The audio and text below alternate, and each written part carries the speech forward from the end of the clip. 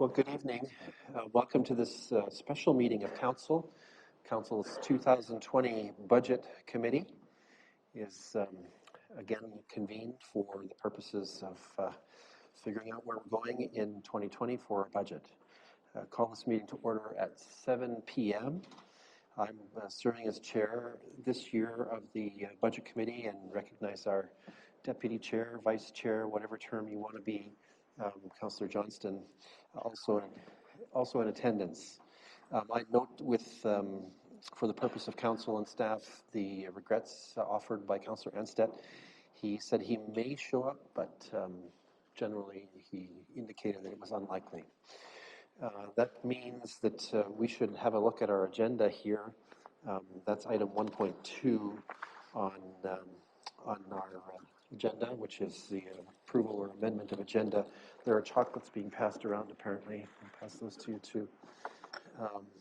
Hopefully staff get in on that action. I have a motion before me, Council, that reads as follows. I think, Pat, you have this in eScribe for us? Okay, so I have for agenda item 1.2, I have that the agenda for tonight's meeting be approved. Can I invite a mover for that? Deputy Mayor Kellum, thank you, and seconded by Councillor Andreessen, thanks. Any discussion or debate on that matter? Let's have that vote.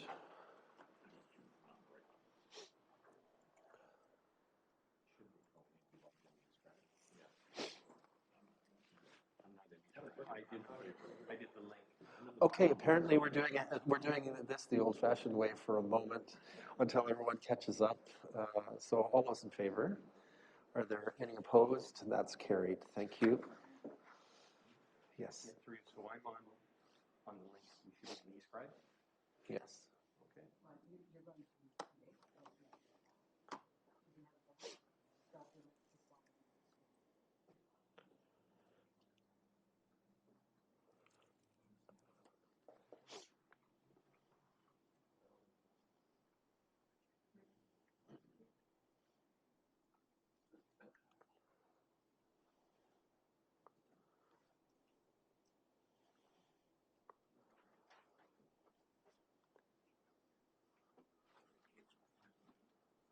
We'll get there.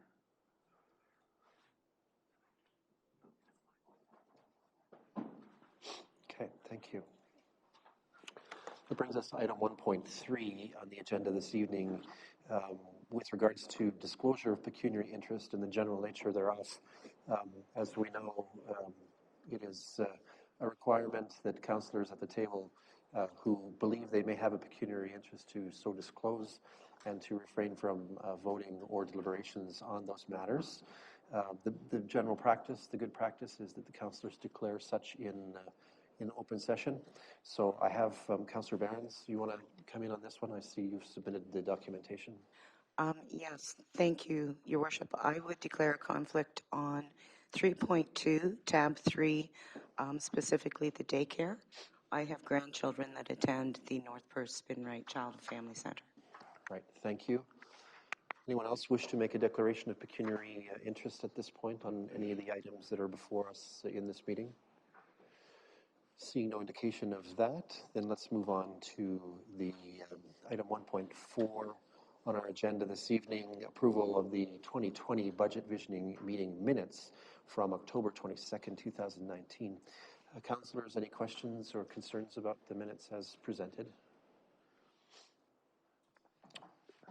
Seeing none, I have a resolution for consideration that the minutes of the 2020 budget visioning meeting on October 22nd, 2019 be adopted. Can I invite a mover for that? Councillor Johnston, thank you. And Councillor Richardson is our seconder. Any discussion or debate? Seeing no indication, let's just see every councillor on eScribe at this point. Okay, let's have that vote.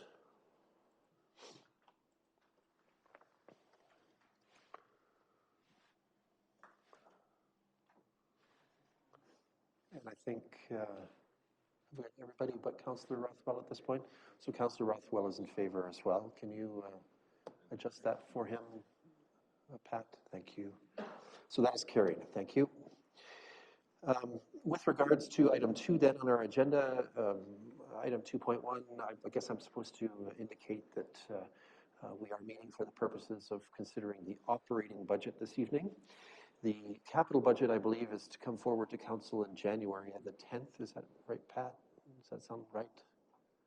The capital meeting? Oh, it's the 22nd. Oh, it's a little bit later. Thank you. Thank you very much. And so we have tonight reports from the various department heads to introduce us to the requests and suggestions that they're making for this year.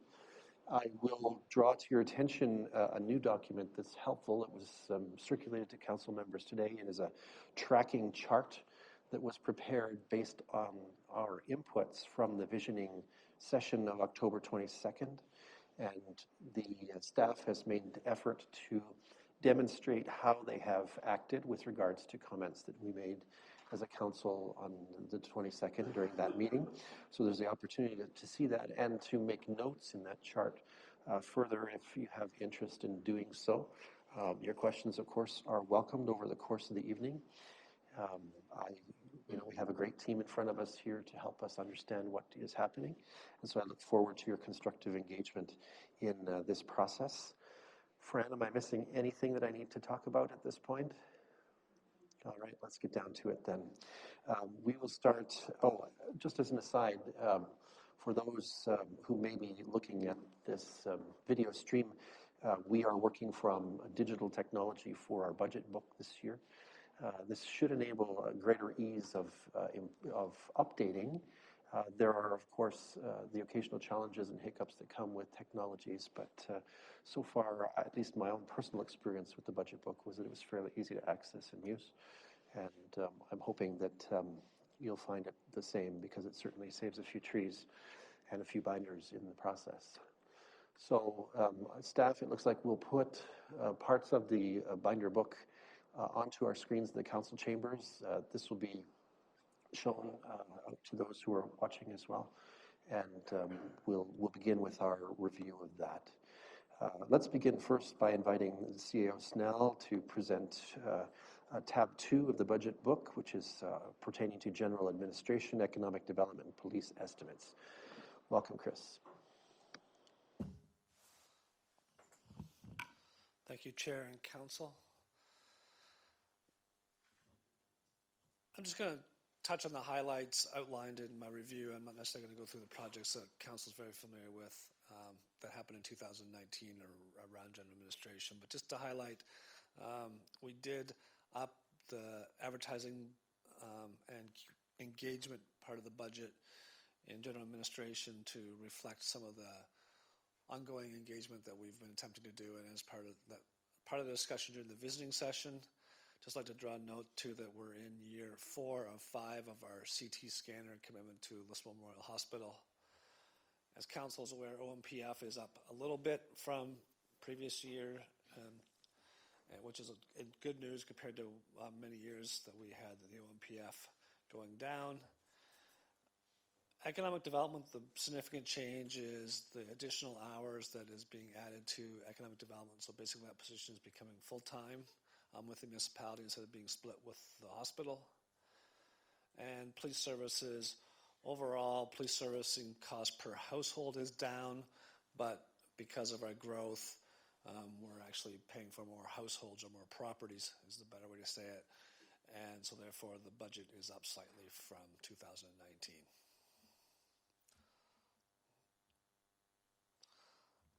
That's really all the comments I have to make. If Council has any questions about the budget, I'm more than happy to answer them. Okay, councillors, so we have the overview that is presented by CAO Snell, and we have the ledger sheets that are showing projections for 2020. Has anything stood out to any of you with regards to that material?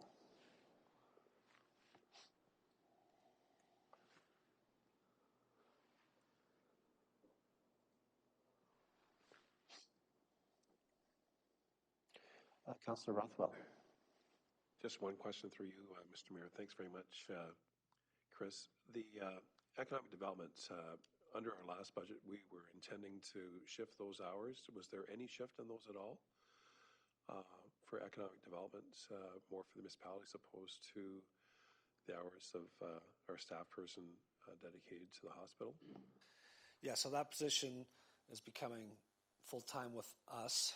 Under this budget, under I'm this just wondering, budget. in 2019, the Right. proposal was, I think, in the summer that Yeah, you so were going to have there those was conversations. the reduction, so if you look at, just trying to get to the right page, page 1 of the economic development budget, the revenue will not be, or the transfer will not be as great as it was anticipated to be.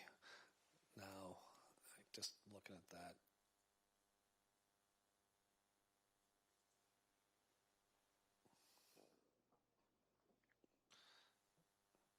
Actually, I got to go back to, sorry.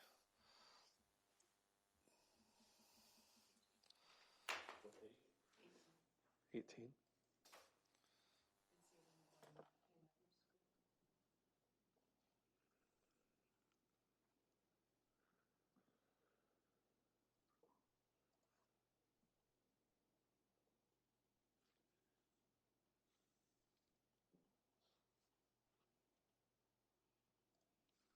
But actually, the revenue shows up in my budget, though, Becky. That's okay.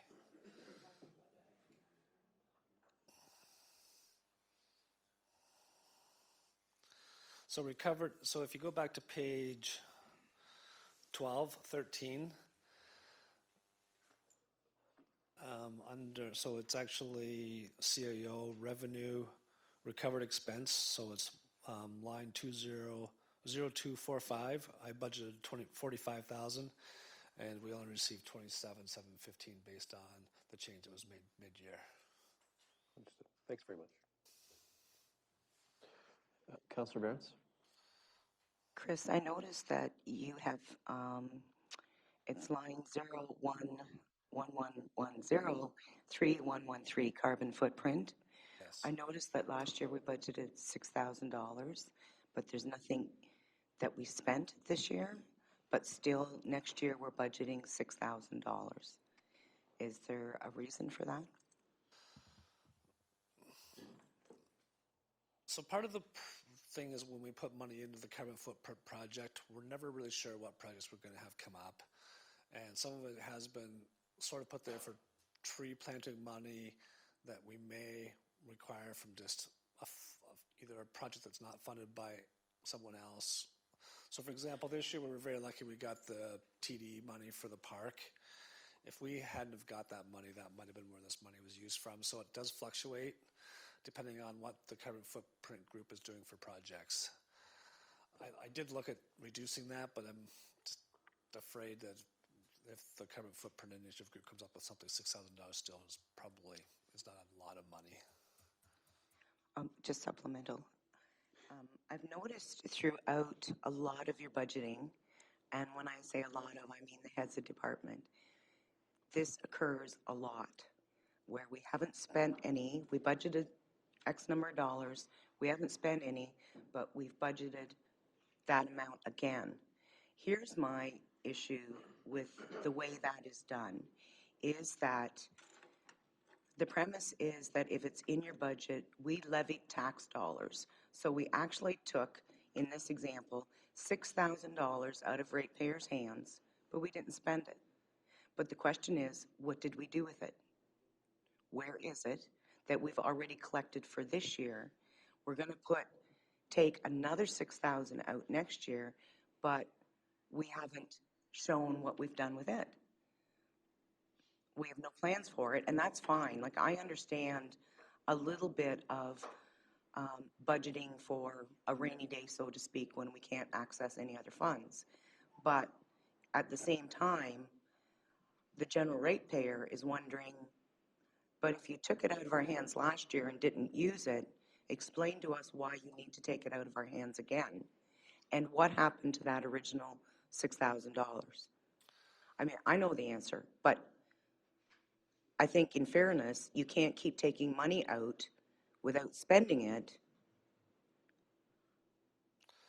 So any money that we have left at the end of the year goes into our surplus.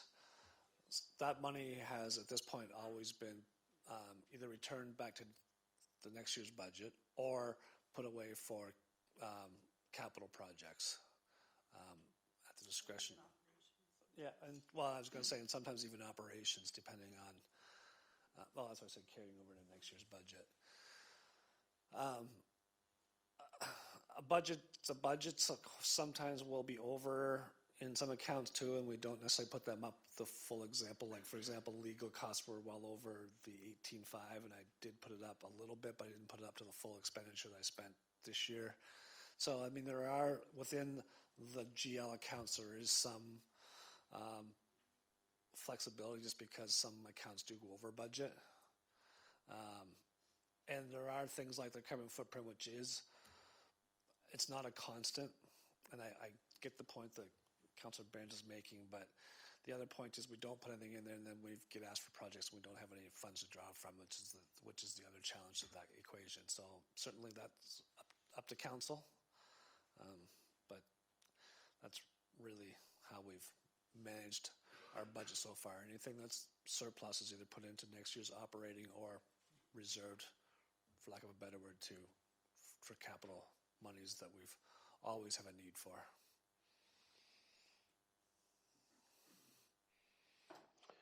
Anyone with other questions here?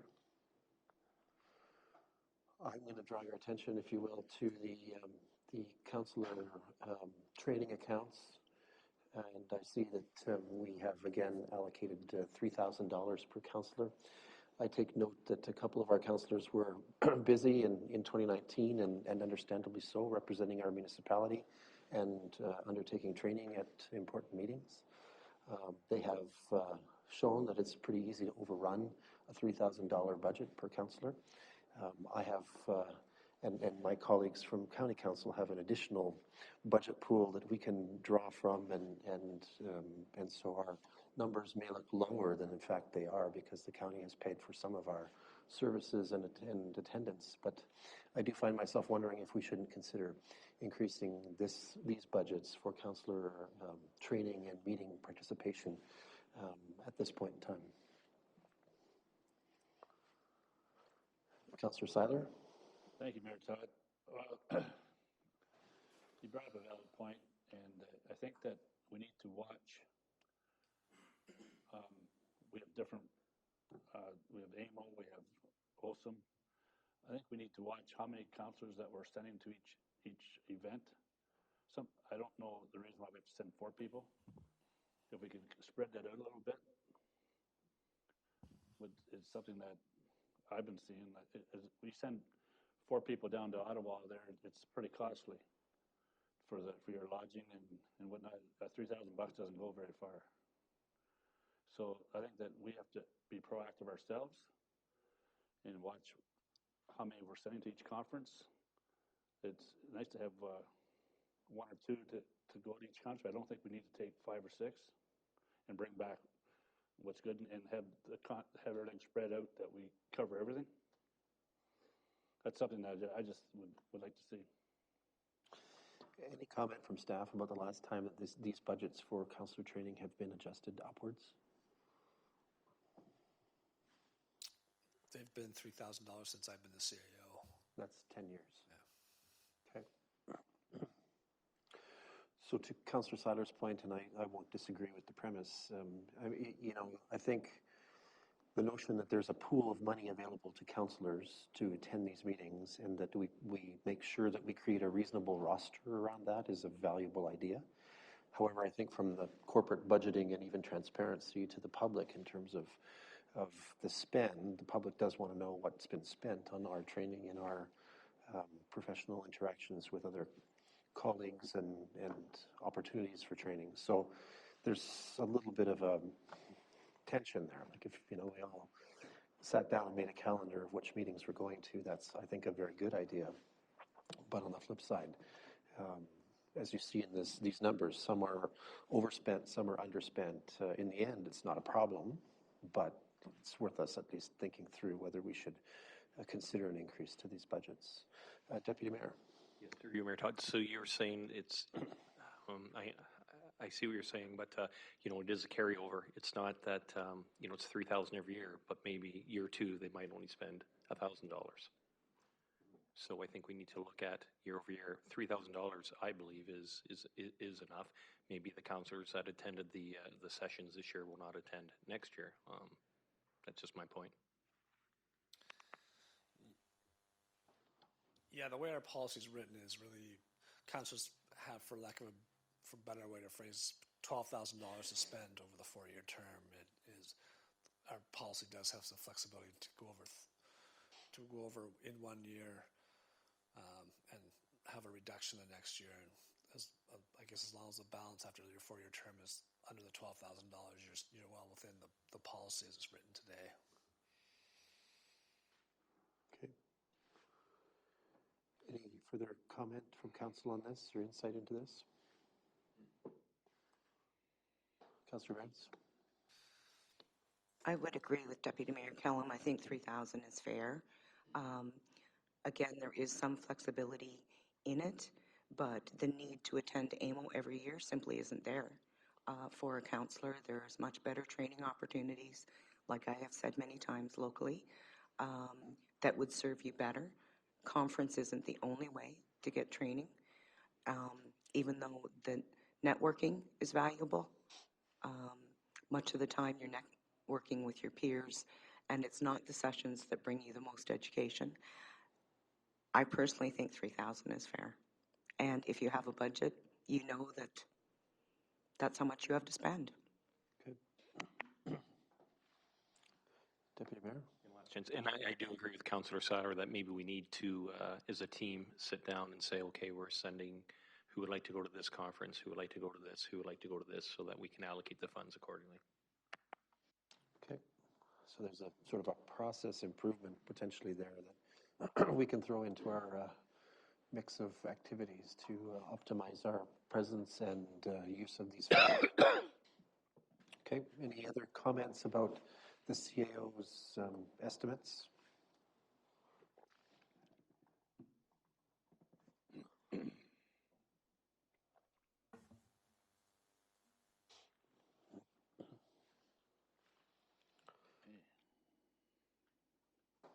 Thank you.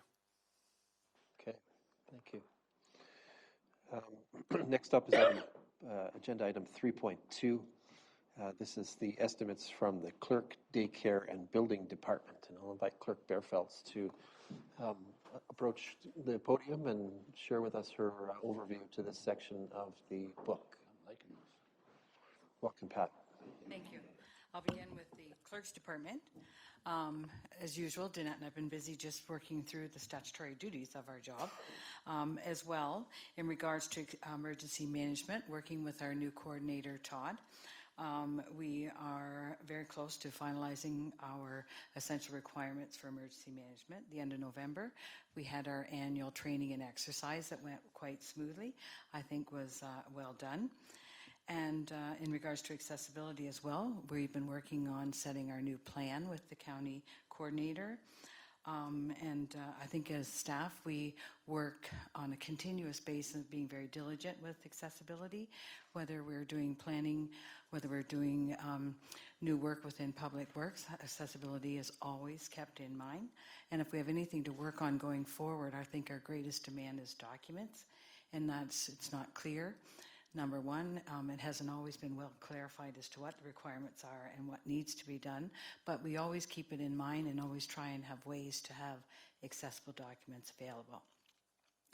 Going forward as well in 2020, this is a carryover from previous year that I do hope to come up with the new shelter policies for the Steve Kerr Memorial Arena especially, but we'd also like to set in as well policies for the Elma Logan Arena and the EMCC, because in the event we have a municipal-wide emergency, that's going to be required for those facilities as well. So that's basically the clerk's department.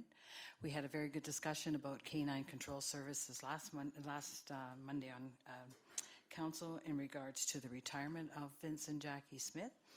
I've already been moving forward with my discussions with the Humane Society. We've had some documents going back and forward. And my true goal in the budget set before you is that I do not anticipate any demand on taxation, if nothing else, if it goes as well as we're hoping that we maybe could generate a little bit of extra revenue as we've done in the past. I'm not making any guarantees because it is new and we will be revisiting it in 1 year. Moving forward with planning, I've prepared for you sort of a 5-year scenario as to what's has happened, in regards to applications. You can see that we've had another very busy year, but I don't have to tell you that. You've also experienced a lot of these applications. We've also set out for you the draft subdivisions that we're hoping at least a couple of them will have completed in 2020. Next week, we have a public meeting for the Dolmetsch Holdings Limited, new subdivision happening in Atwood. So that's coming forth for your consideration next week. And as well, it is only that, a crystal ball, but at the time of this, writing this report, working with Sean and Danette, we feel we have at least these applications for you in 2020. Again, it's been a very demanding year for our planning department, trying to keep ahead of all the developers and the demands moving forward. But in 2020, we are, as I said, anticipating the approval of at least a couple of the subdivisions, as well as the updated county official plan. Lastly, I'm going to, in regards to property standards, so I have before you as well statistics provided by Marita up until the end of September in regards to ongoing complaints, incidents, and dealing with property standards, zoning, and parking. The property standards certainly is the one that takes a lot of Marita's time, a lot of visits, a lot of going back and forth, setting out orders, and the follow-up. And as noted, our bylaw officer is only budgeted for 28 hours a week. But lastly then, going forward, and noted in my report that the Police Services Board has met and has recommended that the municipality move forward with the investigation of a full-time bylaw enforcement officer, working directly and more with the OPP to deal with some of the struggles they're having dealing with these bylaws, especially at the off hours, not administrative office hours if I can. So a full-time position has been added to the clerk's budget, recognizing it substantially increased the budget, but it's there for your consideration as well. And I think at this time, if Mayor Kasenberg and CEO Snell may have more comments to that. I was not necessarily at the board meeting with the police services to make further comment, but they may have comments to that. CEO Snell, did you want to weigh in on this one?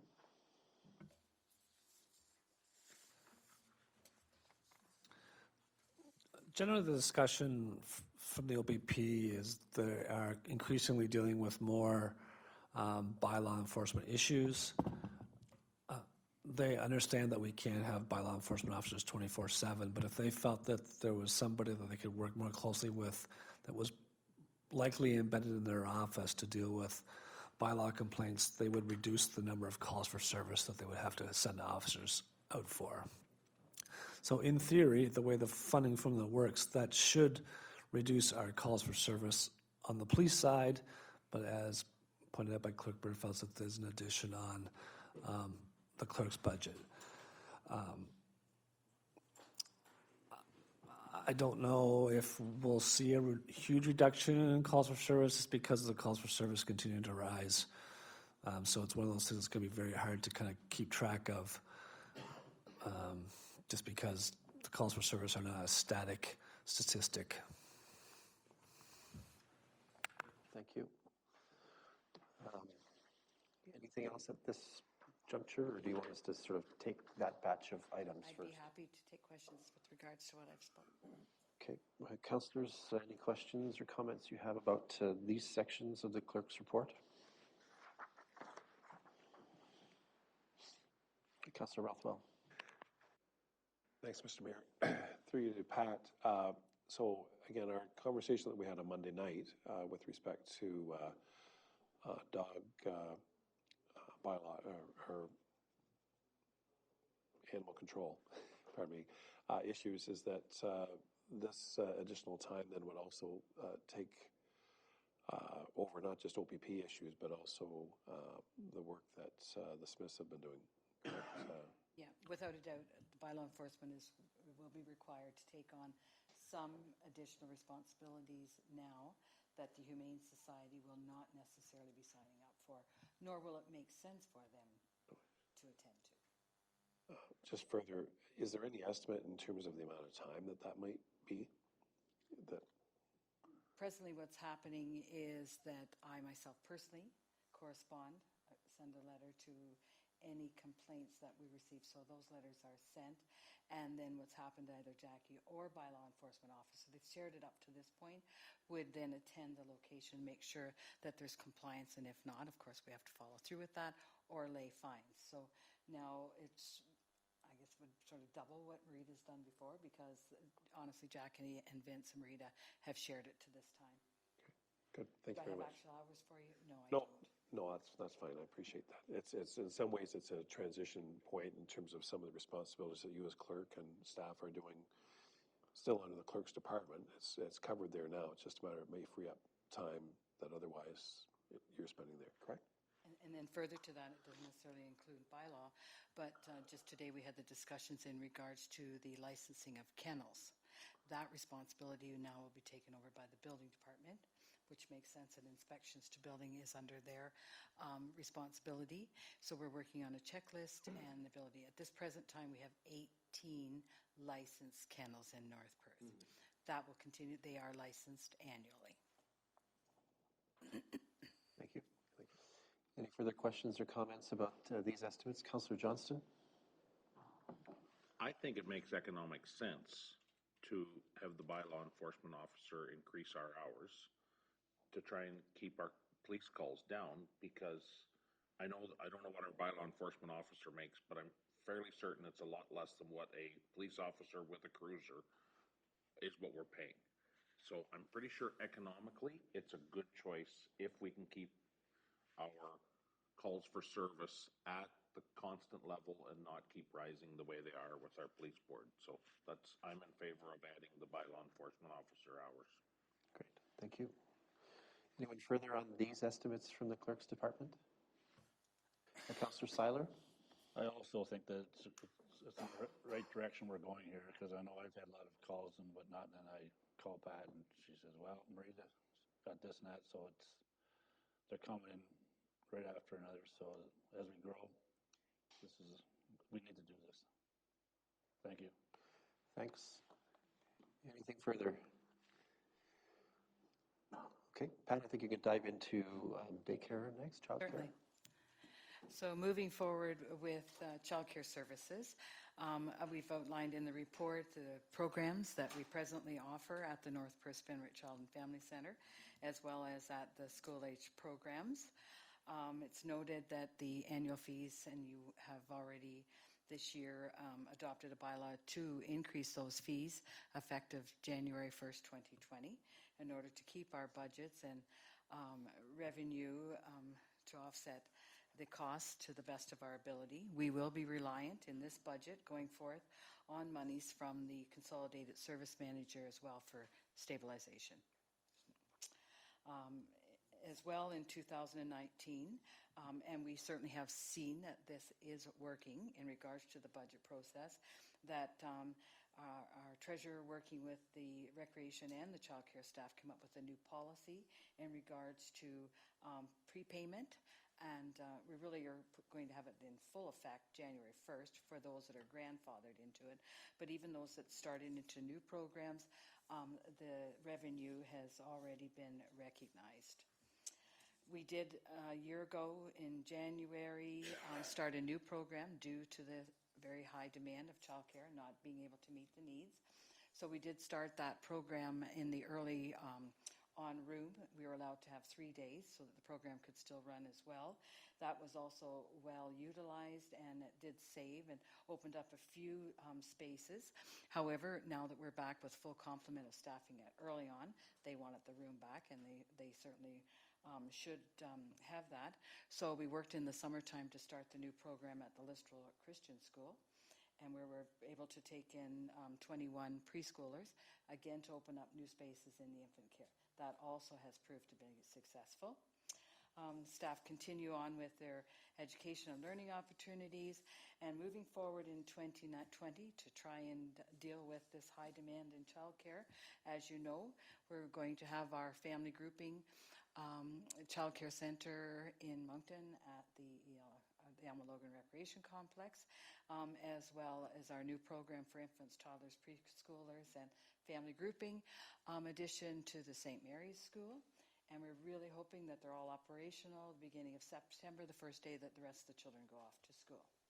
At this time, I did not include this in this budget because I'm a little ways yet in regards to the whole staffing operational model at this time.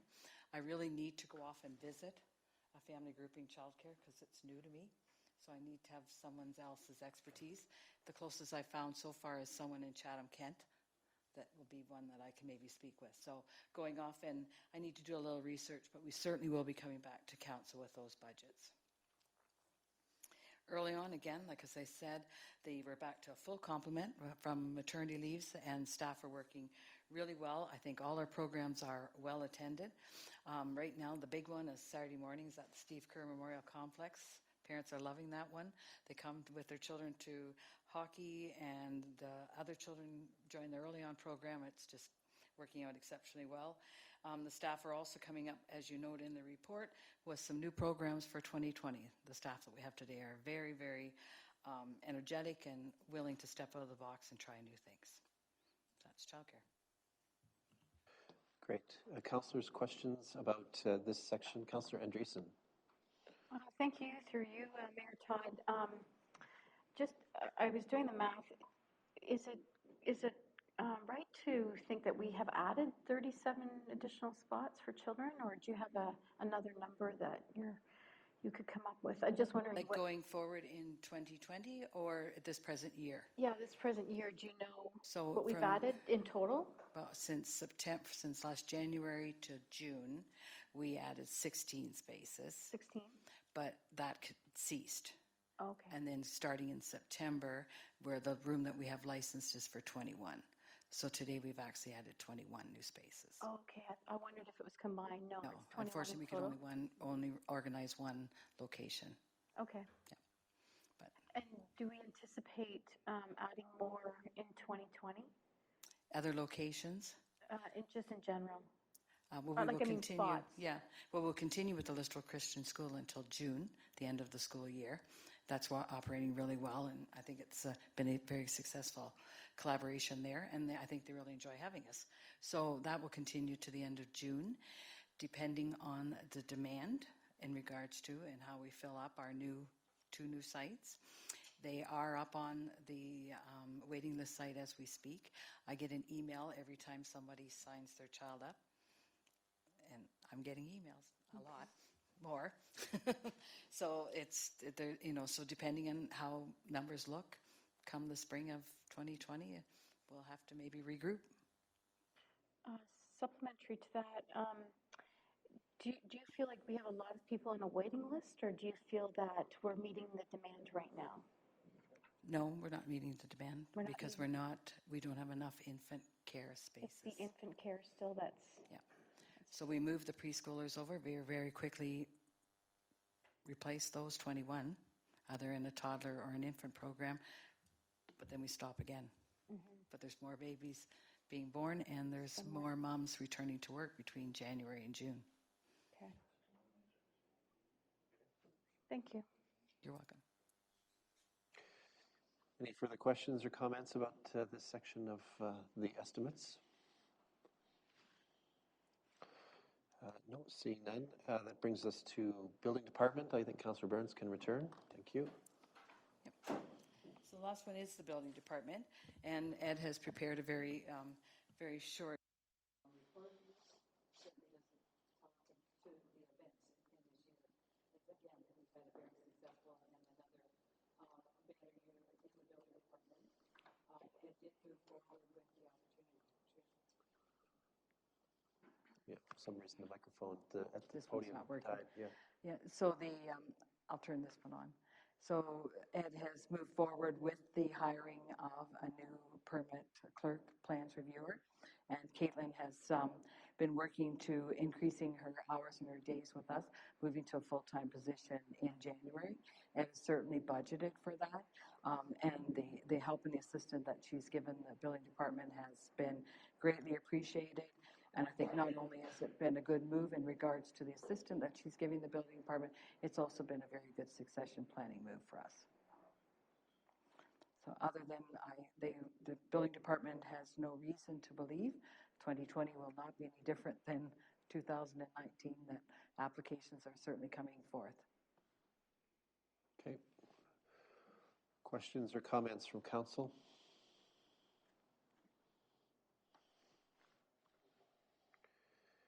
Seems that microphone has died. I'm not sure whether it's just inadequately powered or whether there's a concern, but we may want to make one of the mobile ones available at the podium for people to use moving forward. Okay. Any further questions or comments on the building department's estimates? Okay.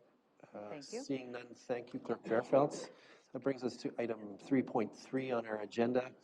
This is the estimates from Finance, Information Technology, and the Business Improvement Association, and I welcome our Treasurer and Director of Finance, Francis Hale, who will present on behalf of that department. Welcome, Fran. Are you wearing one of these? We're not sure. Let me turn it back on and see what happens. Try it. Queen B. Ah, Hello. there we go. Fran to Earth? No. The Finance Department has moved forward with a number of operational areas in consideration of purchasing, banking services, impact relations, asset management, external audit, and documenting our processes. We have found that 2019 was quite demanding for us. We've had staffing matters and workload volumes, but I feel that just as of today, we've got ourselves squared around with staffing, and I'm looking forward to being able to have staff spend time in crucial areas like asset management and budgeting. Becky's going to be instrumental in that. As you've seen, even some of the technology, slight improvement with flip books. I think when we get into the meat of it and actually have some new software and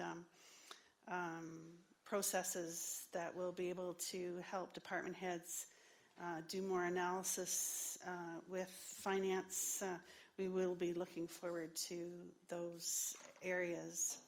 As well, implementing the IT governance group will be exceptional.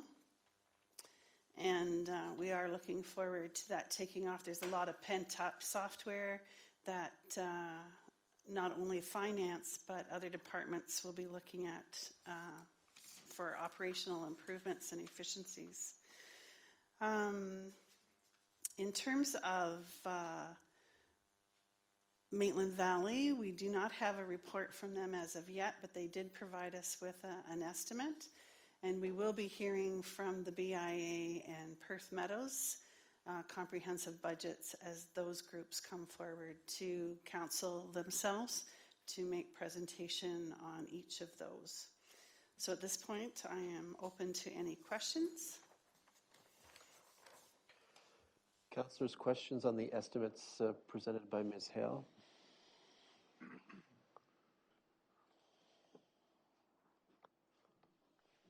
Thank you very much.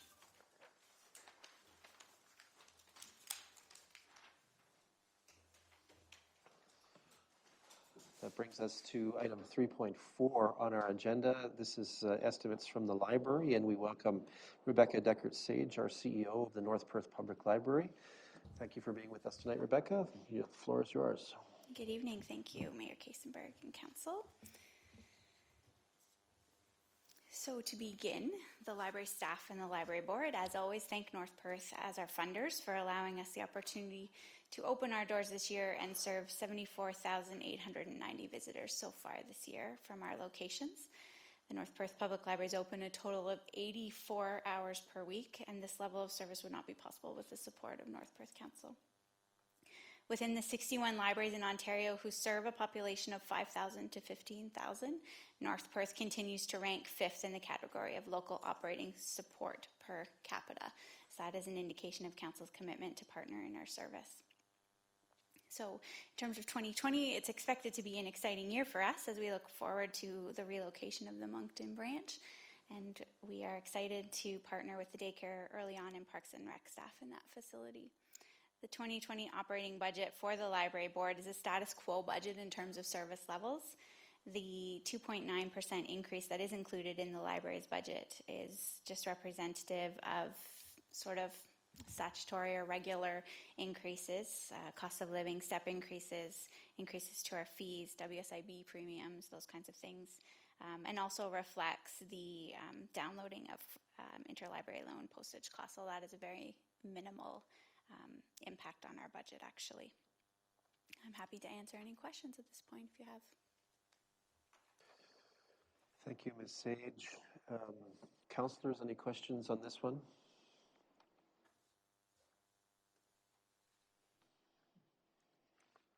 Councillor Johnston. Rebecca, under salaries and wages full-time, we had budgeted, like we were under 40-some thousand last year, under budget. Were we understaffed at a certain point, or were we just expecting something different? So are you looking at which section of the budget, 6510? Yes. Okay, so the way that our budget works is that we have it broken down by the wages and where we work the hours. So even my own, when I enter my own timesheet, if it's hours that I'm working at the Atwood Library for whatever purpose, be it a fire inspection or that kind of thing, it gets attributed to the Atwood Library. And the way that I budget it is based on the previous year's hours. I just kind of I have a tracking of everyone's hours and where they work them, and then roll that into the next year's budget. So I will note that this year isn't finished as well. The 2019 salaries have not all been paid out from that area as well. So in general, over the 4 sections of our budget, it will balance out in the end of the year. We do our best to predict, and that was in response to questions that we were getting from council in regards to the true cost of operating our locations. So we do our best to break down our salaries based on the hours where we work them. Awesome, thank you. Councillors, any other questions about these estimates? Seeing none. Thanks, Rebecca. Thank you very much.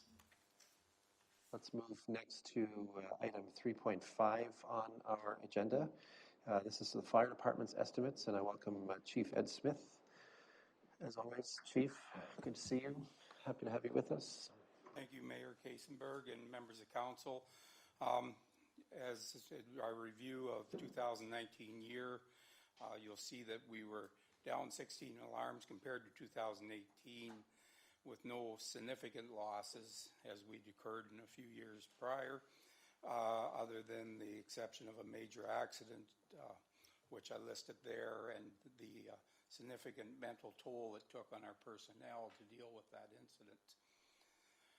The home safety program continues to keep crews busy doing home visits and is very well received by the members of the public, which I do know personally because I hear it quite often in different locations.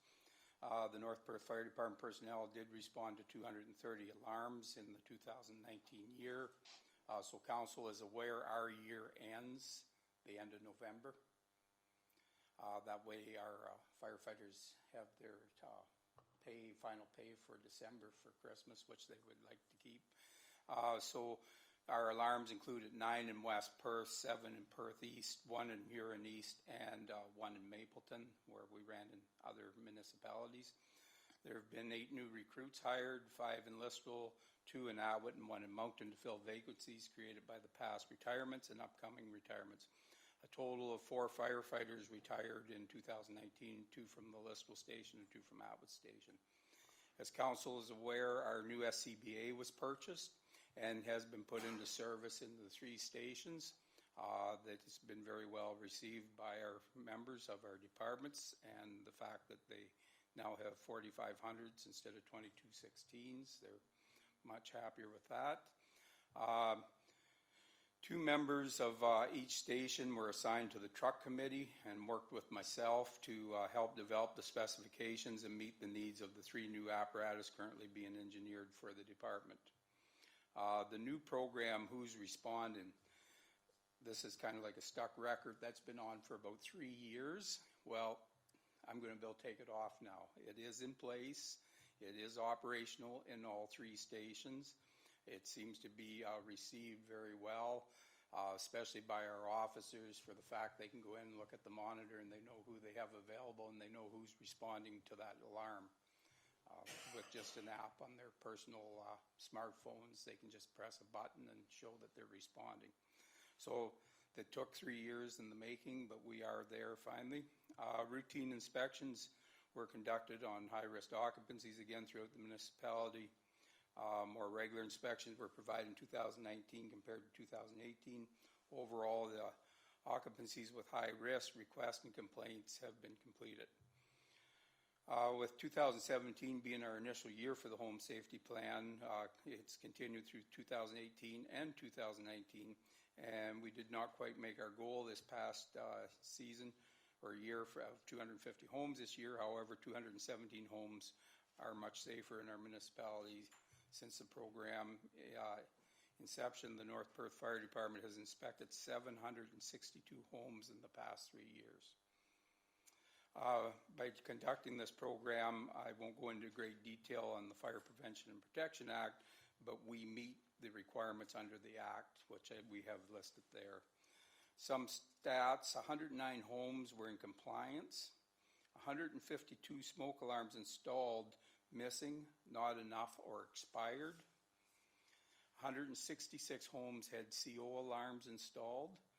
21 homes had no CO alarms installed and required them. And 30 homes had an adequate amount of CO detectors. I won't go through all the rest of it. I think council is quite capable of going through the rest of that. But then also within our department, you'll find that we still continue with our training on the NFPA level and standard. Even though the province has stopped that currently as being compulsory, it is still the standard that is looked up to in the operations of the fire service. So you'll see that in this past year, we had 6 certified to a level 2 firefighter 1001. We had 1 certified as a fire inspector level 1, 1 certified as a fire life safety educator level 1, instructor level 1. We had 6 certified. Our hazmat awareness, we had 14 certified. Post-traumatic stress disorder, 1 certified. Vehicle extrication, 1 certified. All personnel had to take training on a course on care and use of the new SCBA. We still use our Stillwater program for our online training and keeping track of our training, and all personnel are involved in that. And this past year, our first responders, there was 20 participants, either new or recertifications. That's an ongoing process every year. There is roughly between 15 to 20 firefighters have to go through that process. Our Health and Safety Committee continues to meet 4 times per year to meet the requirements of health and safety within the department and under the Occupational Health and Safety Act and the new requirements required under the post-traumatic stress disorder, and proper decontamination of PPE, personal protective equipment, within the vehicles and the stations. This is being a big issue now within the fire service. We've taken notice that we could be audited by the Ministry of Labor to make sure that we have all our, for a better term, ducks in a row, that we're meeting all the requirements of keeping our equipment clean, our facilities clean. And the training committee continues to maintain and supply training based under an NFPA structure within the department. This committee meets a minimum of 5 times per year and puts in countless hours to provide training programs and instruction at training sessions. Myself, I have retired from the role of the Fire Protection Coordinator of Perth County this past year. And 2020, we hope to continue with our successful home safety program, continue with our training and certification under NFPA, and meet the requirements under the Fire Protection Prevention Act. Councillors, questions on Chief Smith's estimates and report to us?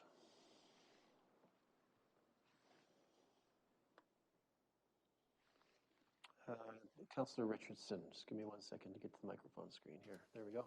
Thank you. Through you, Mayor Kasenberg. Just a question for the testing of the smoke alarms, and do we actually do testing, or is it strictly replacement only? Like, do we? I was more going to be referring to CO alarms, like especially you get the hardwired items are a little more difficult than to replace every 10 years with the life cycle of the battery operated ones. Can we test a CO alarm? We cannot actually test a CO alarm. All we can do is make sure that the CO alarm is in place and that it hasn't expired its due date. That's all we can do with a CO alarm. A smoke alarm, we can test it. We have a spray that will allow us to test it. So when they go in, they do test to make sure that it is working. And they also check the dates to make sure that it's within its operational range of 10 years or whatever the manufacturer's spec is on that alarm. Thanks. Other councillors, Deputy Mayor Kelly? Yes, sir, you, Mayor Kasenberg. Just a question. Chief Smith, have any of our firefighters had to reach out this past year to PTS assistance? To my understanding, there has been. I'm not at liberty to know the whole situation, but I understand, yes. I just want to make sure that it's available. It's being used, and there has been additional support, and our chaplain also. They're sworn to secrecy, but I do know that he's being used also. Thank you. Further questions around the fire estimates? Okay, seeing none there. Thank you, Chief Smith. Thank you, Council. Next up, we'll invite our estimates on roads, drainage, and cemetery. These are operating estimates, remember. And Mr. Couch, our Manager of Operations, is our presenter. Welcome, Lyndon. Thank you. I'll walk through the notes and then can answer any questions on specific accounts.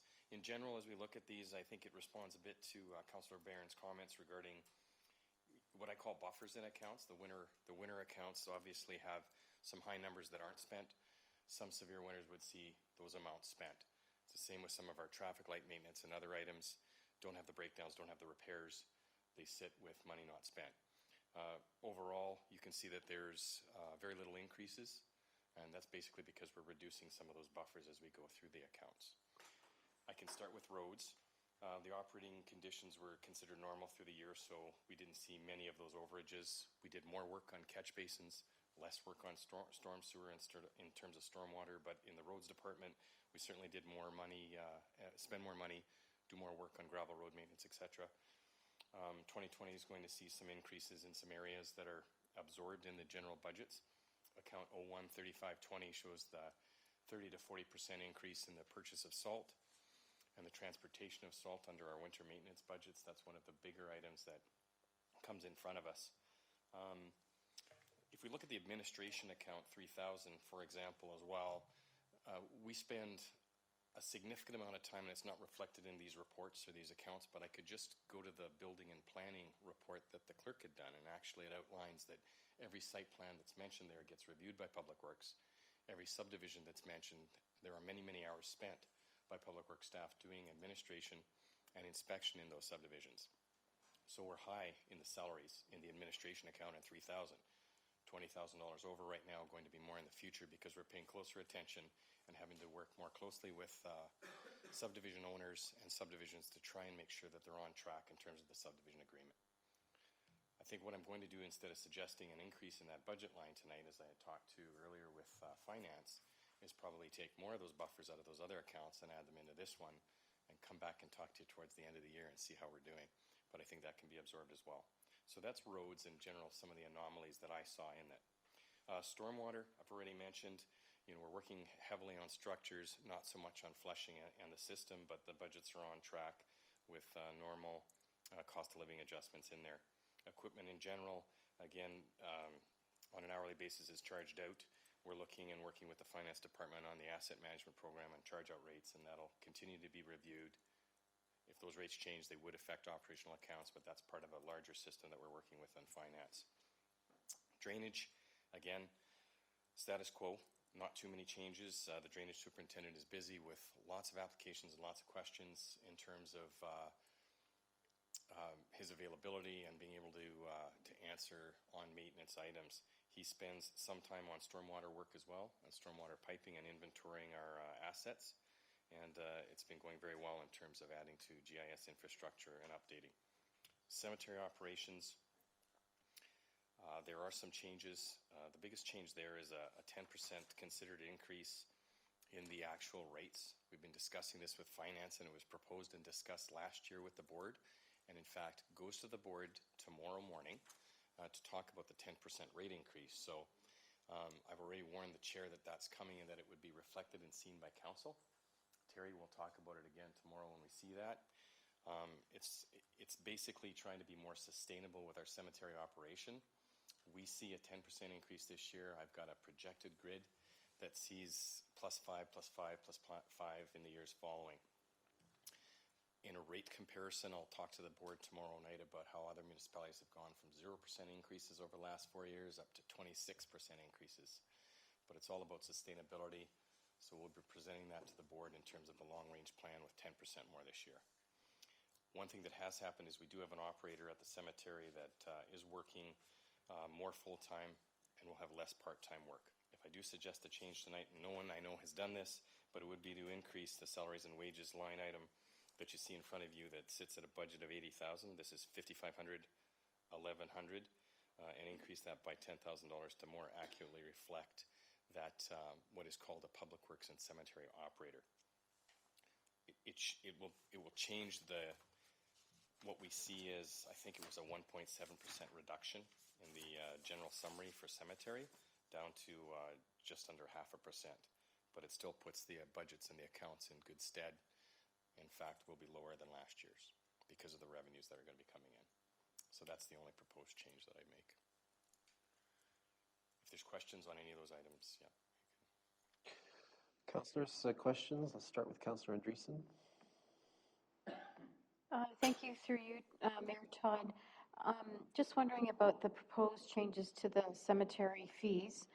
And you said to make it more sustainable. Is that more from a cost recovery perspective so that we're not going to be in a deficit because of that? It would just recover all the costs that are associated with cemeteries? Yeah, very specifically those revenue line items.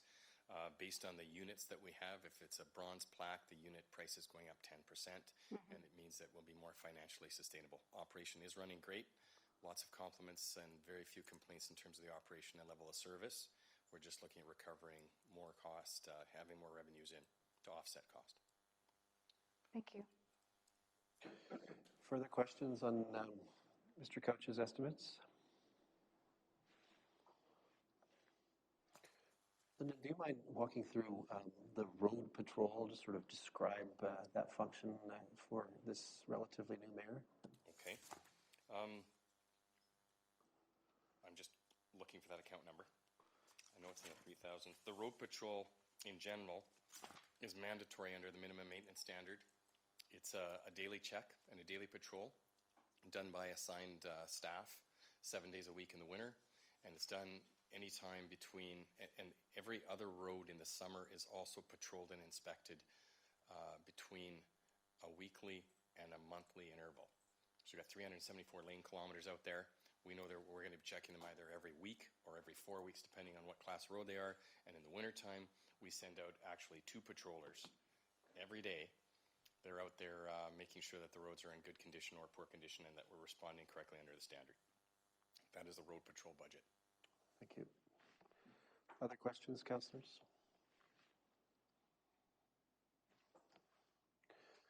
That increase in salt price and the shipping price for it is brutal. Yeah, there's significant increases. As I said, if we had a heavy winter, if it changed, and we did a lot of salting and sanding, and if we did a lot of plowing, we got into that situation that we had to start moving that snow, trucking, doing a lot more work in the core.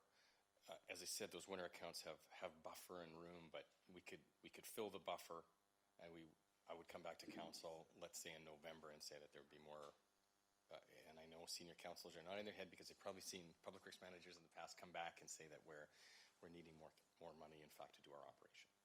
Right now, it looks like, on average, this will be sustained within the existing budget line. Great, thank you. Anything further from councillors? Thank you, Mr. Couch. Next up is item 3.7, water, wastewater, and solid waste services. And I invite Manager of Environmental Services, Mark Hackett, to introduce his estimates to us. Welcome, Mark. Thank you, Mayor Kaysenberg and Council. The water and wastewater operations continue to be very busy. We've added 182 new residential water customers in 2019, 178 sanitary new customers. So that's just got to do with growth, and also with that growth, we've had a lot of locate requests. 2019 to date, we have 1,126 compared to 1,138 last year for the entire year. So that number will be a little bit higher than 2018. Looking at the water systems, I think the thing to note here is that effective in 2020, we have the new water services agreement with Perth East, and where we'll be adding in some additional distribution duties, as council is aware. And also, in return for that, there's a new locate services agreement to be implemented. They've actually hired a person who has started in Perth East, and we're going to see them doing our locate. So that's reflected in the budget. We're estimating about $30,000 less in locate costs for us, although we'll also offset that a bit with increased costs for the work that we're doing in Perth East in their distribution system. We had our MEMI inspection, or ME's, Minister of Environment, Conservation and Park inspections. We've only had 3 of them completed. Gownstown and Molesworth. Gownstown has a score of 91%, and Molesworth has achieved a score of 100%. And Listowel we just received the other day, and it came in at 100% as well, so that's good. We have 1 more to go in Atwood. Looking at the wastewater side of things,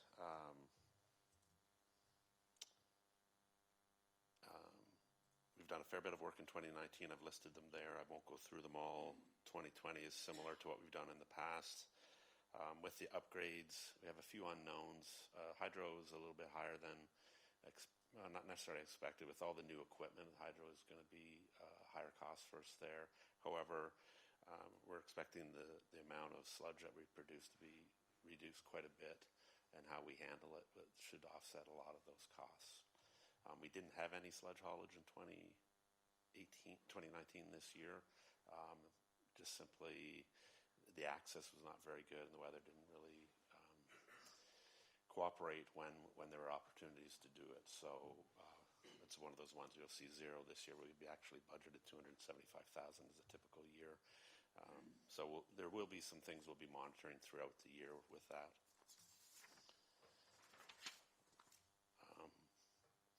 The solid waste division, again, it was a pretty busy year. As with growth, again, it's getting used a lot more. We're approximately $40,000 ahead of the budgeted amount for landfill tipping fees. And as we've added 204 new waste bins in 2019, 209 new recycling bins, so that's good for revenue as well. Most of our fees, again, are through tipping fees, or revenues through tipping fees and the automated collection program. You'll notice we've cut a fair bit off of the budget of what we have. I think it's 21%.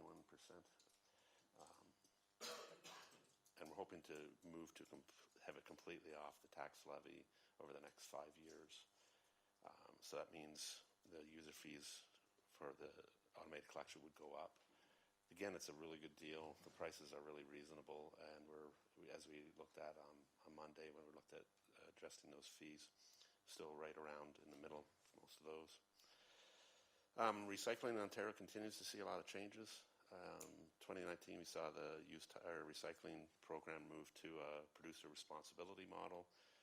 The Blue Box program, the Municipal Hazardous and Special Waste program, and Electronics Recycling program are all looking at changes coming up in the next few years. We don't know exactly how that's going to affect us, but they'll be moving to that producer responsibility also. We've had another successful year with the mattress program, 862 mattresses were recycled in 2019 to date. And that's it for the solid waste. We did have a couple things that came up in the budget visioning. One of them was to look at the cost of switching from weekly garbage pickup in the towns and villages to a bi-weekly pickup. And also we're looking at costing for the provision of green bin services. The automated collection program, when it was being planned, the original direction that council had given was to have bi-weekly garbage and recycling throughout the municipality. And after a number of public information sessions and a review of the different costing options, it was council chose to go with the current system that we have now, where we have weekly pickup in the towns and villages, and also have bi-weekly recycling across all of North Perth. If we were to move to bi-weekly garbage pickup, there's a number of factors that would affect that, and they can be actually quite costly. The first thing to look at is that there's 3,500 small bins, and everyone would have to probably move up to a larger bin. That replacement cost of bin could be between $100,000 and $180,000 just for that, to get those larger bins. And the second fact is that the price that we pay now, when that was set up in 2012, that was the price that was available at the time. And that price hasn't really gone up a whole lot. It's basically the cost of living that it's gone up. And if we were to go in today and change that program, the cost is substantially higher than what it would have been back in 2012. So to actually change to a less frequency would cost us more money. And the other part about the green bin recycling, Blue Water doesn't offer that right now. It is something that is in the government's been looking at phasing in food and organic waste recycling as a mandatory thing. It was looking at towns that are, or cities that are over 50,000, and that could start as early as 2022, where they'll be starting to institute that. So that's coming down the road. We'll have to see what happens with that. There's not a lot of facilities that are available for handling that type of material right now. So I'm sure there's lots of that good news to come with that opportunity in the future. So that's basically what I have. Any questions, I'd be happy to try to answer. Councillors, questions for Mr. Hackett on his estimates and report to council? Councillor Duncan. Mark, do we have any numbers with regards to whether we've seen an increase in garbage coming into our landfill since the changes in the recycling program? I don't know that. I'd have to look into that. Like, you mean with the changes where because we're accepting, like the Blue Water's accepting less, like that stuff's coming to our landfill. I just wondered if we had any idea how much more garbage we're introducing into the landfill due to those changes in recyclable products. I'll probably be able to look at that at the end of the year, probably into February or March next year. They always produce the weights for every pickup, and we could actually have a closer look at it then. That information wouldn't be really available at this time, but they do provide that information on a quarterly basis and actually on a weekly basis of the weights that they pick up in the different routes and things like that. So I'm sure Blue Water will be able to provide that information. I could bring back a report on that if you'd like. Thanks. Further questions, Councillor Seiler? Just a question, Mark, about our recycling bins.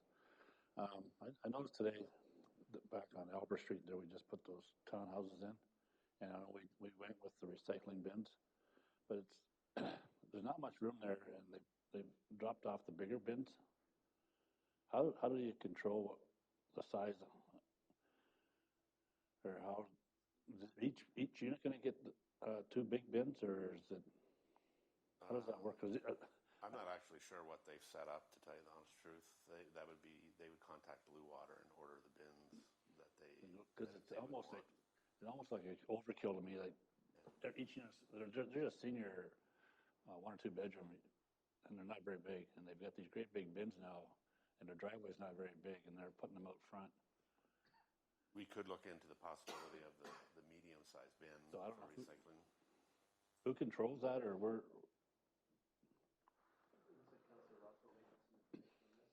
Good. Thanks very much. Again, as a Blue Water Recycling Association Director, that information is directly between the property owner and Blue Water Recycling, and it's just like every other individual property owner, it's at the owner's request.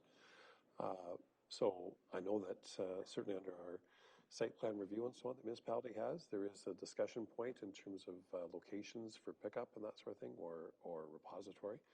But in terms of bin selection size, it's between the property owner and Blue Water Recycling. If the owner requests a larger bin, that's what they get. Okay. That's fine. Further questions, Deputy Mayor Cullen? Yes, sir. Mayor Kasenberg, and thank you for this report. I was the one that asked for this, and this is exactly what I thought would come back. And if you could, I had a hard time copy and pasting. If you could send that to my email so that I have it, that would be great. Sure. Thank you. Councillor Johnston. Thanks, Mark. Two questions. One, sludge. So we didn't haul any this year. Do we have enough room to get to next year's hauling time, or are we going to be hard pressed for that? No, I think we'll be okay. We part of the expansion out there was taking out the previous digester that was there, and we've expanded it into the holding cell, so we have much more room.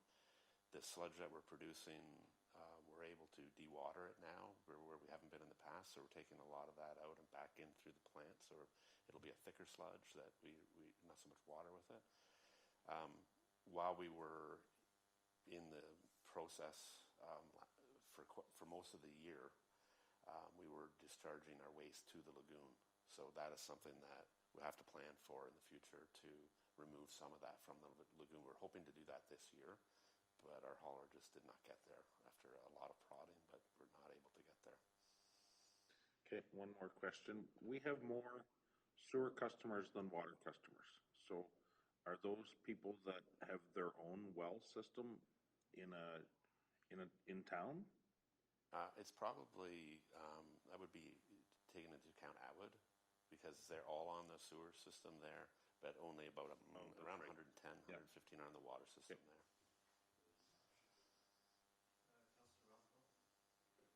Thanks very much, through Mr. Mayor, to Mark for the report. Just further to the comments that the Deputy Mayor had asked with respect to the green bin recycling and pickup and the composters, this is an issue which, as the Blue Water Recycling has talked about, there is a need within our community to look at our recyclables, or compostables, I should say.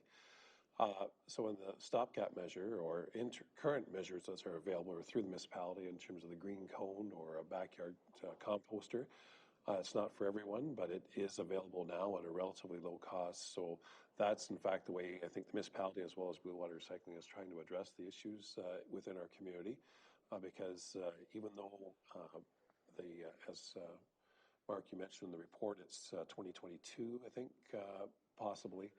There's a number of factors that come into this, as Mark has pointed out in his report, and the biggest is availability for treatment or of the compost itself. There is a proposal for a new facility in London, but if it's operational by 2022, that'll be remarkable. But still, it's to feed that. And our other issue, just not to get too far into the weeds here, is that we have in our Blue Water Recycling trucks, they have a two compartment system within, so that's how we're able to collect both garbage and recycling. And I can tell you there's plenty of members of our community that think it's all going into the same spot. In fact, it's not, and the website is very clear about that. The problem is on the green bins or the compostables is that we would have to change the way we actually would do that pickup when it is available, and we'd be looking at a change in the rotation. So it can be done once we have the ability to address the compost and so on in terms of a treatment facility, but we just haven't got that capacity. The closest one's in Guelph, I believe. So stay tuned on that. It's something that's being worked on, but certainly provincial legislation is probably the biggest issue that's going to drive this. there is interest for the deputy mayor's benefit and for the rest of council. There is some expressed interest in biogas generation as well that may have, that would appreciate the collection of these compostables for that purpose. So there are efforts afoot, potentially. Any further questions for Mark? Terry? Just, thank you, Mayor Todd. We've gotten up on how our plant's going out there with the upgrades and whatnot, with how far are we from completion? I've meant to ask you, but never got a... Sure, yeah, it's real close. They're about to do a 7-day test of the new headworks. There has to be have flow going to it. They ran into a little hiccup yesterday with a controller that they have to replace. So it's sort of throwing it back a little bit, but we're really close. Everything is operational or just about there. We're doing the final tie-in. We were planning on doing it this week, but I don't know that it's going to happen now, where with the new force main will be completely tied in. Looks like CAO Snell wants to offer some comment here. So I talked to Mark and the staff at the through the operations, and once we get fully operational and commissioned, we'll plan some tours and possibly even, once the weather improves, possibly even an open house for the public. For sure. To see the upgrades. That's great. Good. Thank you. Further questions or comments at this point for Mr. Hackett? All right. Thanks, Mark, for that. Next up is item 3.8 on our agenda, the Parks and Recreation estimates. And I welcome Amy Gangle, our Interim Manager of Recreation, who will present these estimates. Amy. Thank you, Mayor, members of council. Overall, revenues and expenditures for 2019 are in line with our budget projections. You'll see below many of our budgets are controlled by user groups, recreation program registrations, and facility utilization. Historically, the facility rentals and program participation has increased in some areas and decreased in others. However, the overall usage has increased, and I've given you some hourly stats there for you. It's important to expect some fluctuations as our facility users' needs and interests change. If we have a very popular year for our couples for weddings, then we'll have a larger influx of that. 2017, you'll see a little bit more. That was the Canada 150, so those sorts of things will fluctuate. Staff will continue to promote the facilities to the community as spaces to rent, and staff, along with the Recreation Advisory Committee, continue to monitor this and make recommendations for efficiencies with the department. So just as for every hour of meeting, council can spend up to 1 or 2 hours of reading, researching, and preparing for it.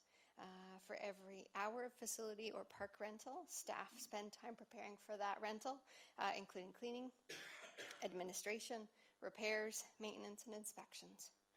The facility of the equipment and the facility to be ready for the next rental. Just for every hour of program, there is additional time for staff for preparing, promoting, coordinating, and ensuring safe quality programs. It's also noted that the Parks and Recreation Department generally operates 2 shifts per day, 7 days per week, 52 weeks a year.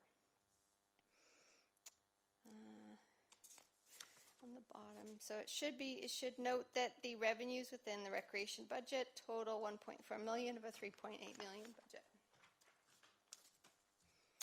Parks and Recreation rates are reviewed annually by the Recreation Advisory Committee with a recommendation that we forward to Council at that time for their consideration and approval. This process includes comparison of rates and fees to our neighbors to ensure that we're in line. Due to the interim positions in place this year, the Recreation Department, we are slightly under budget with the Rec Admin component. With the need for more facility management focus, we've kept that budget, just reflecting an increase in cost of living. You'll see we've added statistics from our program coordinator. Our registration saw an increase of 1,812 participants with 7 new programs established. 6 to 8 new programs established. New programs a year is typically our goal, so we've achieved that. We've also given you some information just with regards to our solar panels at the Steve Kerr Memorial Complex. You'll note that there are some cost savings that have been reflected in that. I have given you what we see every day when we can go in and look at our live feed from SolarView, and it indicates a total savings. Today it's $96,404. That is based on the Ontario Feed and Tariff Program, so I'm working with the company to make sure that we're reflecting more accurate numbers on that. So I defer to the Hydro One bills. What we've done is collected all the information from the usage as well as the cost of that. You'll see between 2018 and 2019 that we have a cost reduction of just over $69,000. So we're working well. To assist some of our families that have some financial strains, I've given a list of how the Recreation Department does assist those families. So we are a registered high five organization, so this ensures that we're providing high quality programming to our community, and it's a requirement for us to have in order to receive subsidies, for families to receive subsidies to participate in our programs. And it's a pretty significant group that we have, so it's very valuable for to have. But we have to ensure that we're meeting that criteria, and we have done so since 2004. So organizations that do help offset that: City of Stratford, County of Huron, Huron and Perth Family Services, Big Brothers Big Sisters, Children's Aid Society, and Ontario Works are some of those. We also seek donations and sponsorships for programs and events. We provide open green spaces, parks and playgrounds for individuals to play. We develop opportunities for people to participate in drop-in recreation programs. We publish the Community Connection newsletter to advertise our community events and activities provided for our service clubs, not-for-profit and organizations, and our municipal departments. We promote the North Perth Sports for Kids Fund and the local Jumpstart chapter. These are funds which help provide financial assistance for families to participate in local recreation programs. And we host the Teddy Bear Play Day. It's a free event for our families. Creates an environment for children to play and just play and know how simple that is and how important it is to do that as a family. And it's always been a successful year for us. 2020 Recreation Budget Outlook.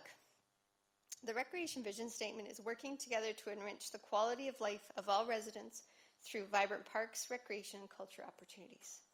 So our focus for 2020 will be evolving a more accurate picture of the budget operation allocations, investing in community partnerships to provide additional recreation opportunities, connecting our communities through development of maintenance of our trail system, implementing a recreation facility asset management system and monitoring ongoing repairs and maintenance of our current infrastructure, ongoing planning and training for emergency preparedness of our rec facilities, investigating a system for tracking number of people entering into our facility, supporting staff and developing to build their skills to best suit their needs while meeting the needs of the municipality, promoting our facilities and programs to increase usage and generate revenue, connecting with the communities about our recreation projects and initiatives, continuing to provide ongoing quality programs and services to the community, reforestation and tree planting initiatives, and preserving our naturalization conservative spaces, committing to an annual solar panel operations and maintenance schedule,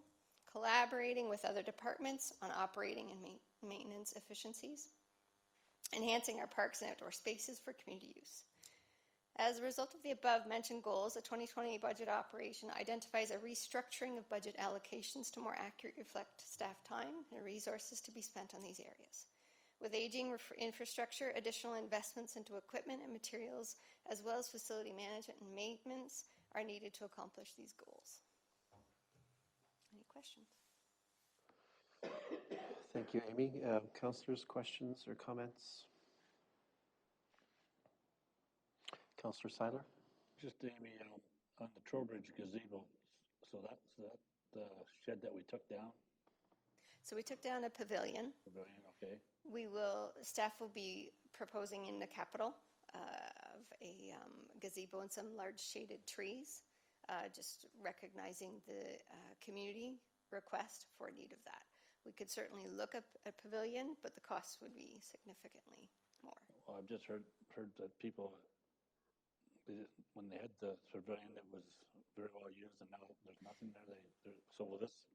Yeah, It was very well used, but if council remembers, it was unsafe. The structure Yep. was not safe for us to keep there. Recreation Advisory Committee, we had a tour, and just sitting there, someone leaned on it, and the whole thing shifted. So it, yeah, structurally was not sound. So for safety reasons, it was removed. Budgetary purposes, this is where we're looking at as a 2020. Okay. Options, what options there are, because we have heard from the community. Okay. All right. Thank you. Further questions, Council? Councillor Rothwell? Just one question through you, Mr. Mayor, to Amy. Thanks very much for your report. Can you just, and again, because being new here, the solar panels at the Steve Kerr, so is that a situation where it's a feed-in tariff? Like, are we actually being paid for that energy, or is it an offset that we're actually using the energy we're producing? It's an offset. It's an offset. Okay. It's expensive energy. That's all. Thank you. Okay. Further questions or comments on these estimates, Council? Councillor Duncan? No, we have it too. I just have a couple questions regarding the MCC. It says that we're budgeting $100,000 for wages for this year and no part-time wages. I'm just wondering what page 1. 160, 161, 161. Yeah.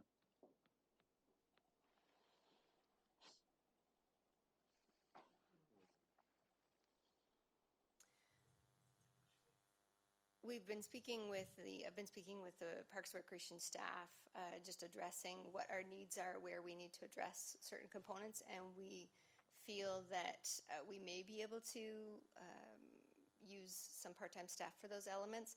It's kind of an unknown at this stage, so I didn't put it in there, but it certainly could reflect some changes to that if that was council's request.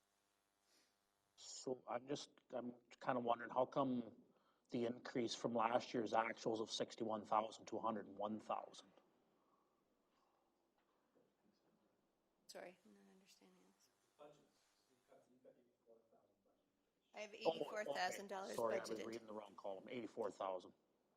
So what we did this year is I sat down with all of our staff, and we actually had discussions about they're guesstimating, where they're actually putting their time in, and we've reflected those percentages similar to what the library has done with theirs, of where they're actually putting in their times, where they're putting in the community center, where they're putting in the parks, where they're putting into the trails, where they're putting into beautification, and we put that through with all of the salaries to more accurately reflect our budget. This is our best guess. We're working with payroll to ensure that that is done more accurately. So at the end of next year, we will have a more concrete, accurate indication of how each of these what focuses is being put in there. Okay. Further questions? That certainly changes the budget experience from past years. So that's an interesting change in the budgeting. What number do you have? 12. Go ahead, Fran. Just a reminder, too, that our current numbers, or the actuals here, are not till the end of the year. We will have to update those. So keep in mind that we're in a busy season. So just a reminder that the actuals can be kind of misleading to the end of the year. Especially our arenas. Yeah. Okay, thank you. Further questions or comments on these budget estimates?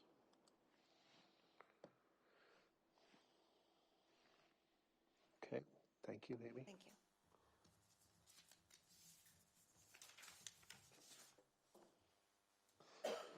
All right, that moves us to agenda item number 4. This is the opportunity for council to give some direction or comments in a sort of coherent way to staff for revisions to these estimates, requests for additional information or consideration. All of this is on the table at this point in time. So, council, I open it to you to make any inquiries and suggestions, comments, requests. Anyone at this time? I'm going to ask Lyndon about leaf and yard cleanup in the spring. I think council had looked at the twice-a-year frequency. We'd received a report from you. I'm not sure that we ever did anything particularly with it. So can you sort of advise us where we stand with that and how that fits in with your estimates at this point? I did review it, and I have been actually coordinating with the manager of environmental services in terms of landfill availability and the way we do the collection. There were two things that we were concerned with. One was the safety, occupation health and safety issue of lifting the bags into high trucks. So we changed over to low trailers this year. It's been a lot more efficient and safer for our operators to collect that way. I am to come back with another report, but it was in conjunction with landfill availability and equipment availability in terms of how we do that collection and how often we do it. So we'll be able to provide that in the winter months at a time to do it in preparation for summer, whether there's any kind of increase in service or whether it is maintained as it was this year. We did expand it to an additional day to offer the 2 days in-listable, an additional day rural, and then we do a follow-up pickup actually in case there are materials that are left behind after that. We did not receive many complaints about that program in terms of lack of service, so that'll come back in another report. That was the experience in November, right? That's right. And so your budget estimates for next year, do they include the provision of the November service basically as is? They do include it as we had it last year, yes. Okay. But there's a further report to come to consider whether we do something in the spring as well. And I think because we did it with the different equipment, we did borrow equipment with Parks and Recreation, it's an operation we can sustain internally. We looked at contracting that out. We may not do that, and we would just propose it either with the week we do or potentially another additional week. Great, thank you. Councillors, further questions? Councillor Behrens? Just a comment. It is rather confusing, and this is just a general comment, because when we're reading the budget binder, it actually says for the fiscal year. So we're assuming that those numbers, when we're reading them, are for the fiscal year. Now, it's been implied that some of the actuals could be behind. Are they 1 month behind or 2 months behind? Right, what's the date?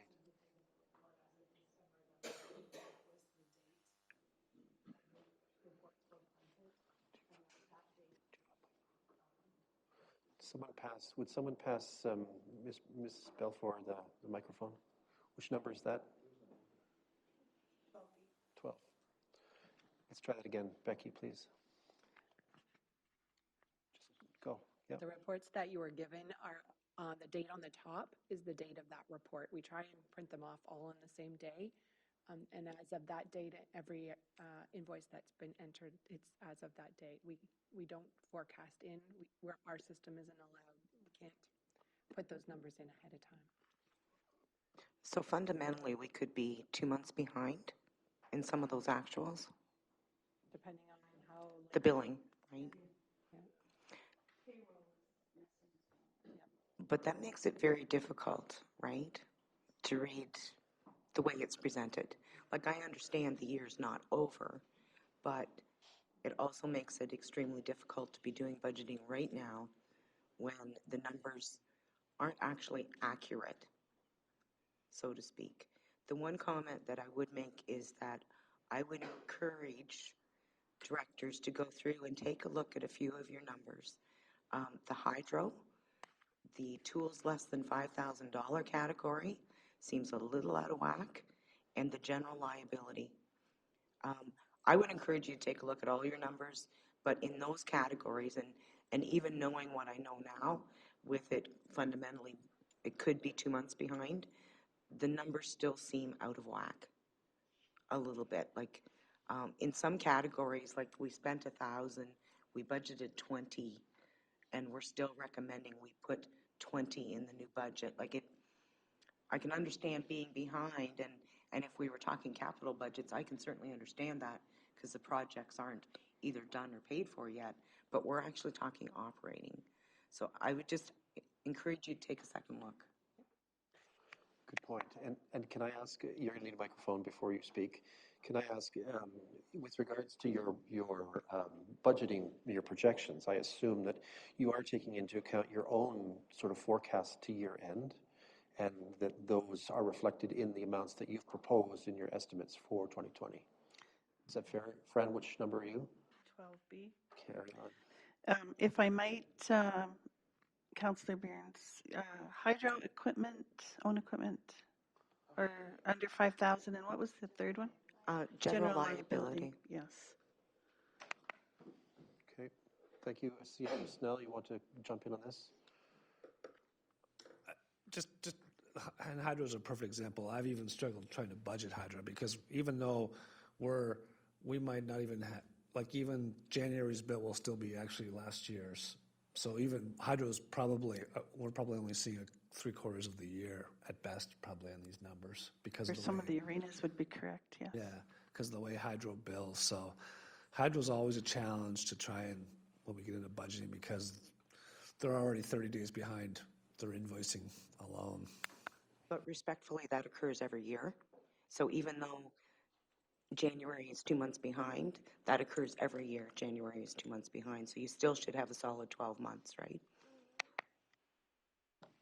Yeah, and I guess how we could reflect some of that is we could, and it gets harder with the amount of room, but we could put 2018's budget in actual, because I could pretty well, looking at this building, I know I'm going to be pretty close to 35,000, even though it looks like I'm a long way away right now.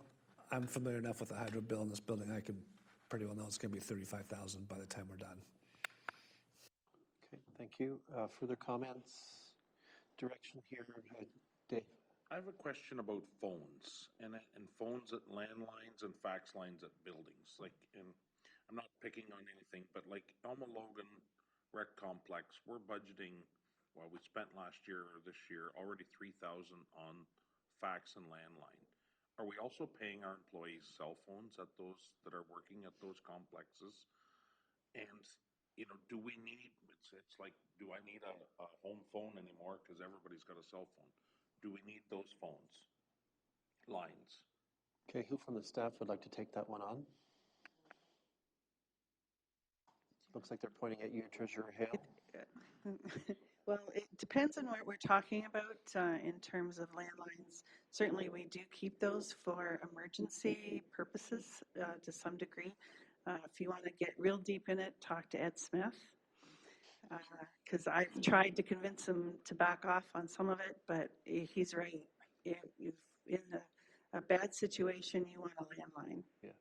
So having said that, there's some other pressures, working alone, all those sorts of things, accessibility.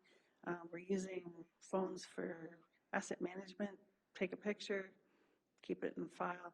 There's lots of different coverages there, but if you would be more specific, we could look at what you're looking at particularly. And like the Elma Logan Rec Complex, $3,000 for a landline. That's $250 a month. we'll check it out for you and let you know what's in there. There could be something that isn't just quite right, or For EMCC is I think it's 1,200 to 1,400, and the Atwood Pool is 500. It just seems like an awful lot to have a landline.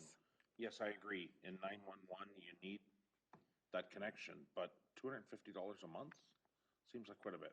We'll investigate. Thank you. Further comments at this one? Oh, looks like you're number 13. Being in this interim position, that was one thing that I noticed as well. So I've been working with the finance department to get more detail of that. I was actually hoping that I was going to be able to shut down a fax number fee from one of the facilities, but unfortunately at this moment it's connected to our internet, and our staff require the computer to check the facility schedule. So we're looking with that of how to work that, but it's on my radar. I will assure you that. Thanks, Amy. Further comments or question, direction, things you want to have looked at this point? Council, you've seen the first pass on the percent increase for the operating budget. How are you feeling about this? Okay.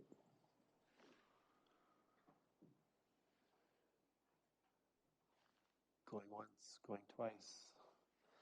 Actually, Dave, that's your line. CAOs now. I'd just like to make comment on and because I asked this question of of the finance department today on the AMP financing strategy. So that is the middle option that was presented by Hemson. So that is the 20-year plan, if I've got my numbers correctly. So is it the 20 or the 30? I think it's the 30. I think it's the 30. Yeah, sorry, it's the 30. Strategy. So it's certainly not the most aggressive, but it's still, even at 30 years, most of us, including myself, will be probably not around to see its conclusion. So I just wanted to put that out there, and it does have a significant impact on the overall 5.1, but it is something we have to start on sooner rather than later. Thanks, Chris. Anything further? Looking carefully around the room to make sure that we're settled on this discussion. Okay, the opportunity, of course, will arise again in the new year as these estimates become refined and staff comes back with some insight into some of the things that are a little bit open-ended at this point, but we've asked them to close. Treasurer Hale, did you want to jump in here?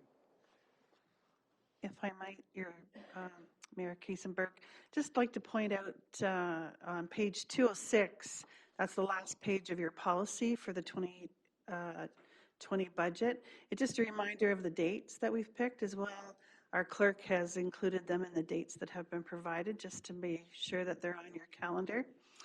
And page 207 is the first page of the budget visiting tracking that Becky Balfour has prepared for council. And it's been added to the link just so you know where it's at. And that will be kept up to date so that we can tick off those parts where council has mentioned something and how we've addressed it. And so hopefully at the end of the process, we'll be able to say, we've addressed these concerns that you've identified, and here's the ones that are left so that we don't lose track of anything that has been in the process. That's great. Thank you. I do think that this introduction of this visioning tracking was a useful expansion to our resources for budgeting and will allow us to sort of see some of the actions that we hope for pursued and followed through.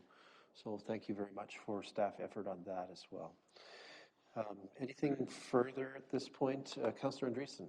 Just for clarification, Mayor Kiesenberg, so of course we have capital that we'll look at, of course.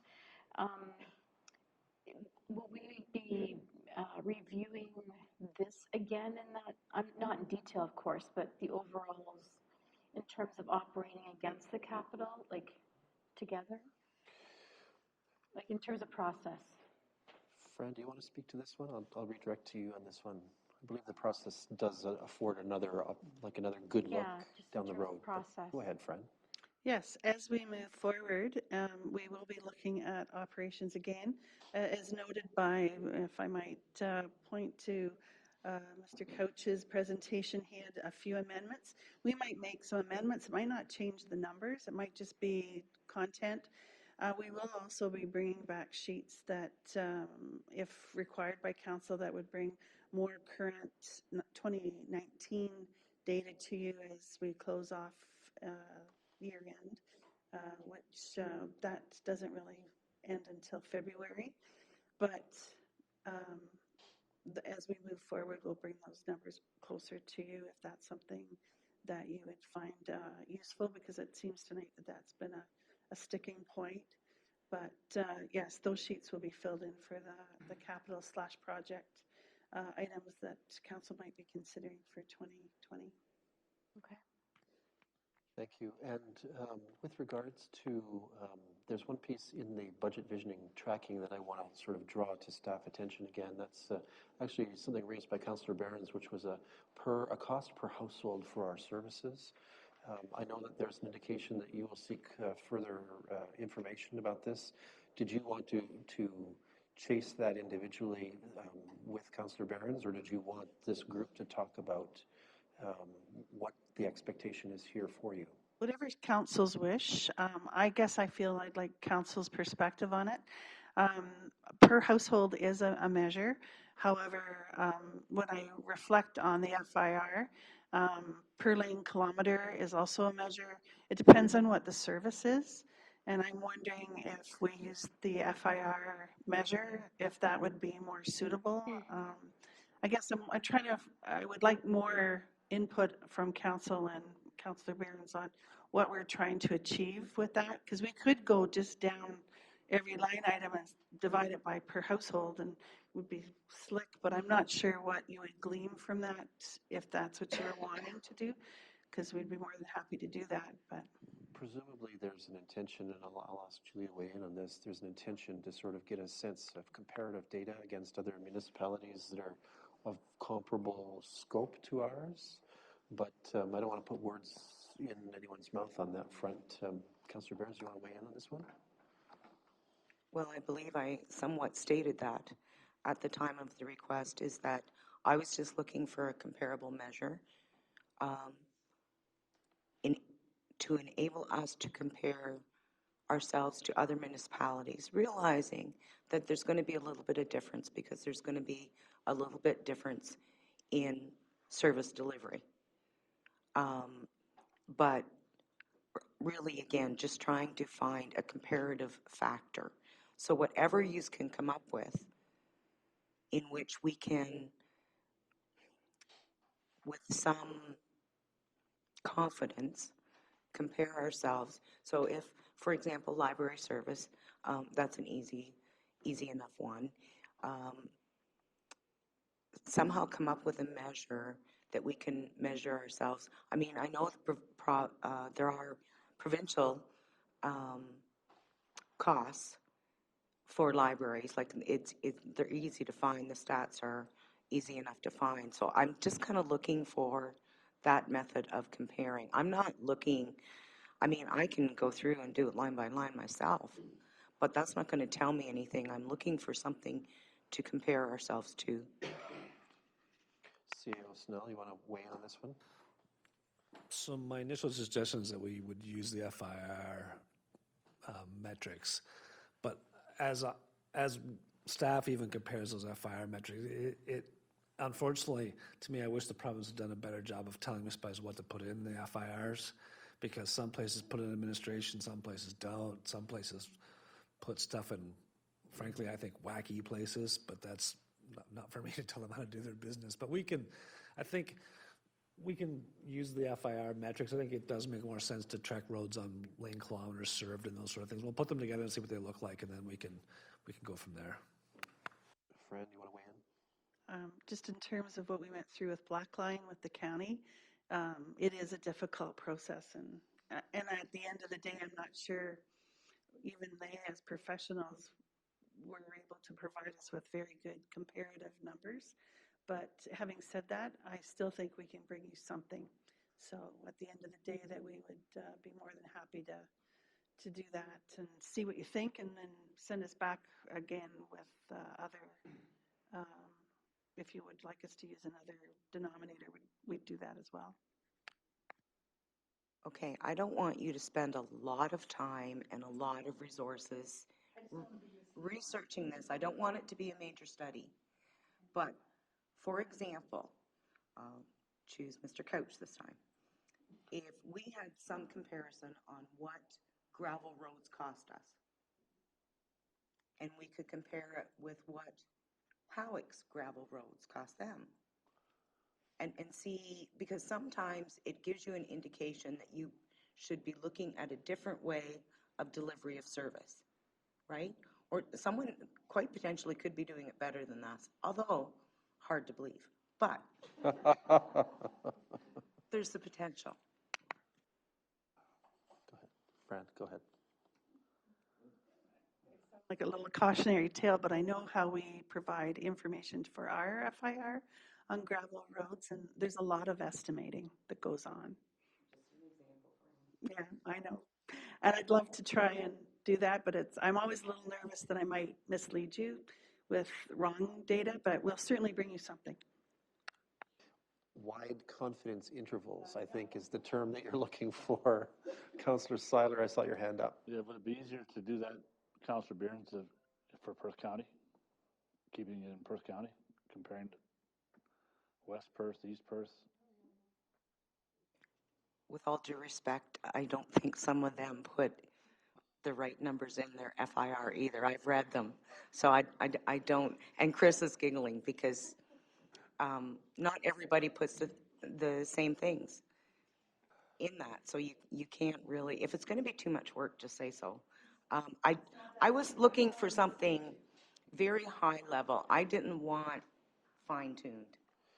Well, and if I can just weigh in here for a moment, you know, the recent strategic plan work gives us some sense of services as well, and maybe we can leverage that somehow into this type of analysis. Now Fran's rubbing her temples. That's not a good sign.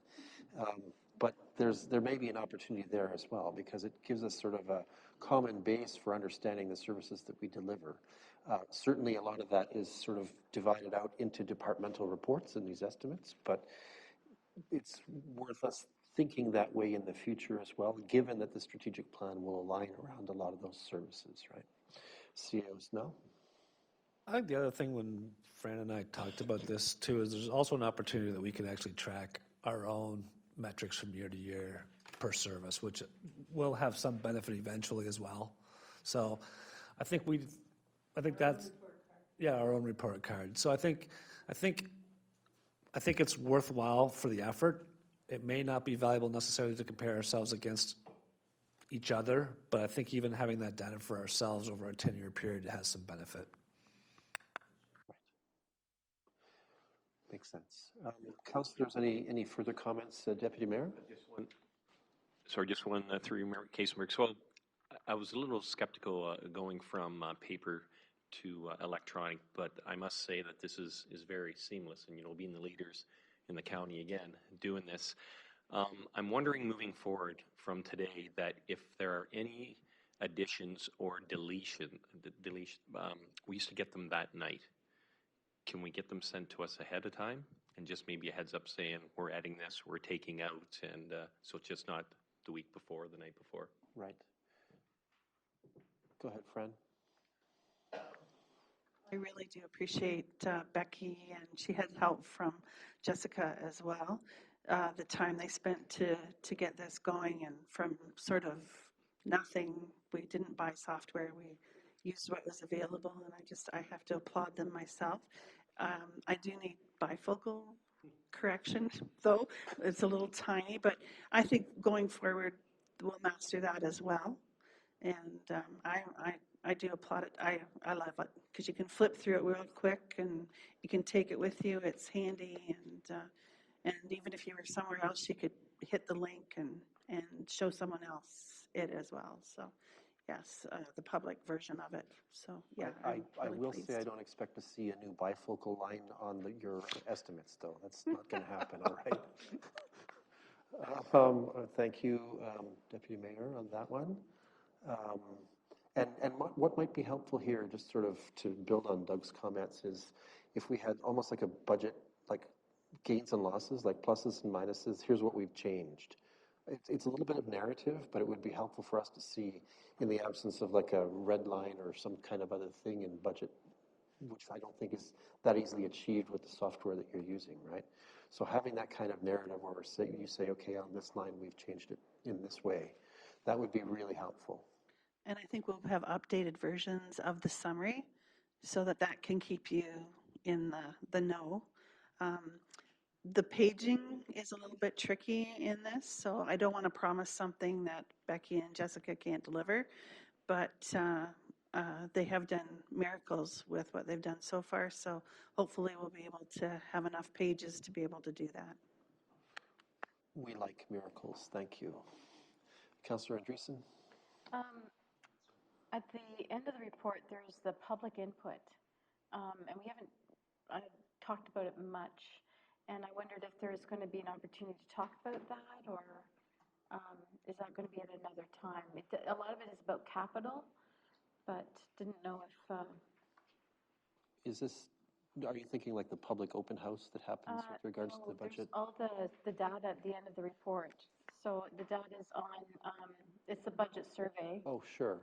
And we haven't really talked about that, although much of it is, there's some about operational, but some of it is about capital, and it's input from our community.